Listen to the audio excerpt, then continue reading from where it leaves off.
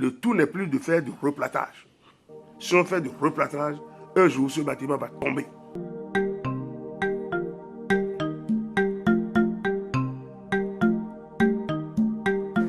Au nom des travaux urgents, et ce, au profit du 6e sommet de la francophonie en 1995, la construction du Centre international de conférence, CIC, a été confiée à l'architecte international Fakoré, auteur de la basilique de Yamoussoukro. Mais, 10 ans après la réception provisoire de l'œuvre, aucun Béninois, aucun Africain, aucun francophone ne peut imaginer le délabrement et la décrépitude avancée du CIC. En plein travaux de rénovation en 2008, le hall principal s'effondre, causant un mort et un blessé grave.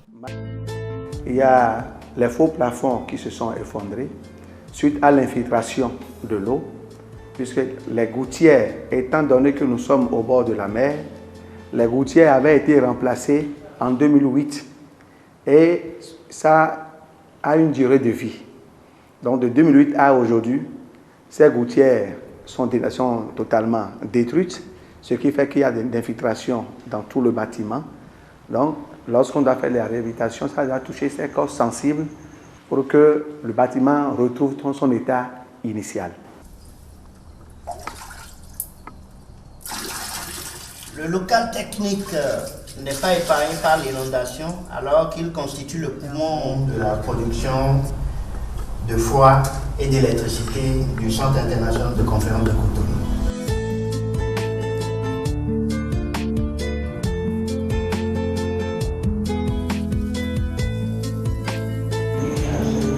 Normalement, pour qu'un architecte étranger intervienne dans un pays, il faut que l'architecte étranger se fasse accompagner ou bien se passe sûr par un architecte national.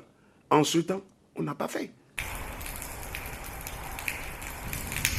Face à la situation très peu honorable, le gouvernement du président Talon décide le 31 juillet 2019, en Conseil des ministres, de laver cette honte nationale. La mission de conduite d'opération et le contrôle technique des travaux de construction de l'hôtel Sofitel, puis la rénovation du Centre international de conférence CIC de Cotonou. S'agissant du CIC, sa rénovation intègre la construction de salles de congrès, de réunions, de presse, ainsi que de 4 salons présidentiels.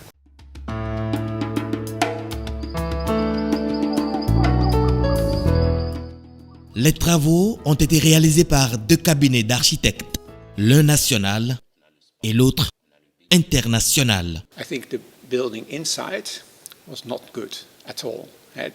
Le travail qui a été fait à l'intérieur, parce qu'avant, on avait un centre qui était quand même assez obscur, parce que ça s'étendait sur 2 niveaux, avec un effet de mezzanine.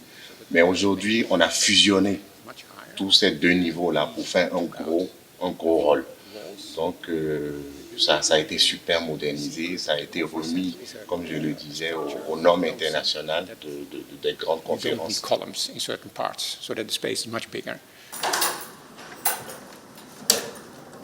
3 entrées, l'une ministérielle, l'autre VIP et la 3e de service, donnant chacune sur un hall. Suivant ce qu'on veut faire à l'intérieur, on a des dispositions. C'est une salle polyvalente qui a été créée. Donc si c'est un congrès en table ronde, on peut le faire. Si c'est pour accueillir des événements aussi avec un plateau et tout, on peut le faire. Donc aujourd'hui, on peut quand même accueillir 1000 personnes à l'intérieur, ce qui est très bien. On a cette structure du plafond qui est totalement en bois, qui rappelle quand même cet héritage culturel, qui rappelle ces matériaux locaux qu'on a quand même voulu retracer dans le projet. Le gouvernement met en œuvre sa vision prospective à travers la création d'une société d'exploitation avec méthode, diagnostic approfondi, études minutieuses, suivi de la construction dans les règles de l'art, la fierté jadis perdue d'avoir un édifice de ce standard renaît.